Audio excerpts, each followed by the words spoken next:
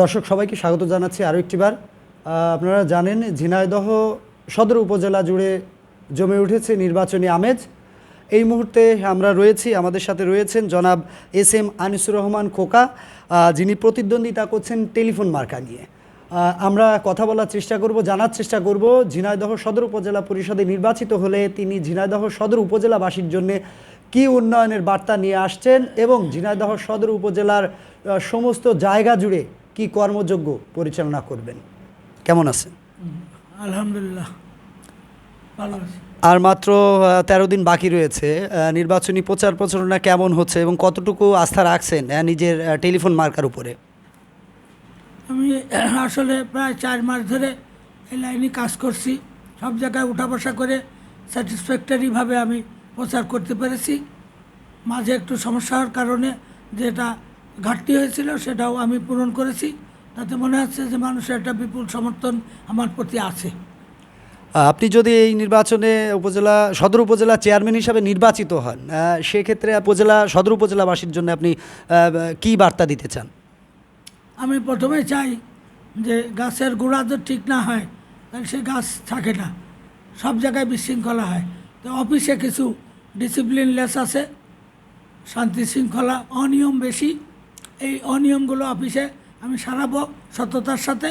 তার পরবর্তীতে যেসব সমস্যা আছে, যেরকম রাস্তাঘাট বা অন্যান্য যেগুলো হওয়া উচিত, অনেক জায়গায় গোরস্থানের ওয়াল, মসজিদ মন্দিরে কাজ আছে, এইগুলো সংস্কারের জন্য প্রথম নেব, পরবর্তীতে ব্যক্তিগত সমস্যাগুলো দেখব।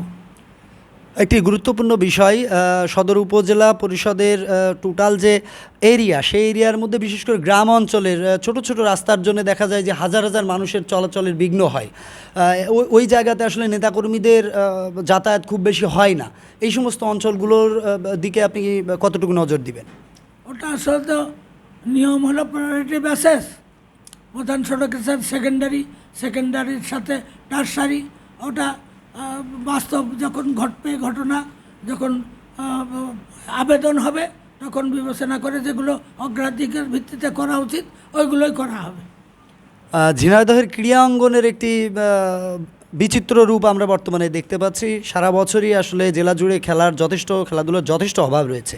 আপনি নির্বাচিত হলে খেলাধুলা ক্রীড়া অঙ্গনের বিষয়ে কতটুকু নজর দিবেন?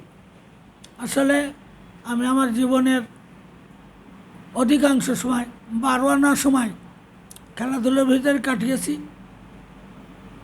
এর ভিতর দিয়ে সাংবাদিকতা করেছি, সাংবাদিকতার সচেতন চোখে দেখেছি।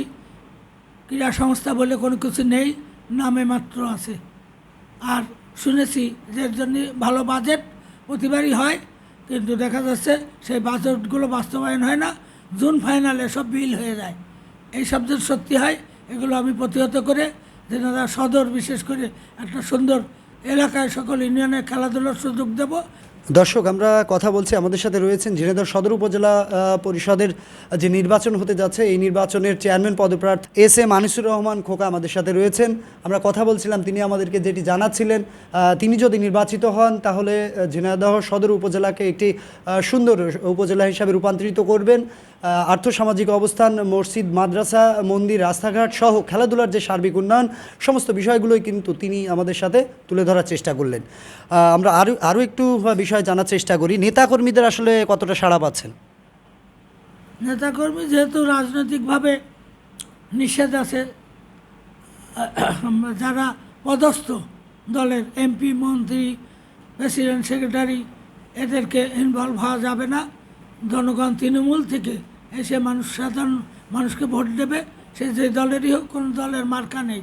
সেই হিসাবে নেতাদের এখানে ইনভলভ হওয়ার কথা না। তবে মানসিকভাবে কেউ কেউ মৌন সমর্থন দিচ্ছেন, এইটাই যথেষ্ট।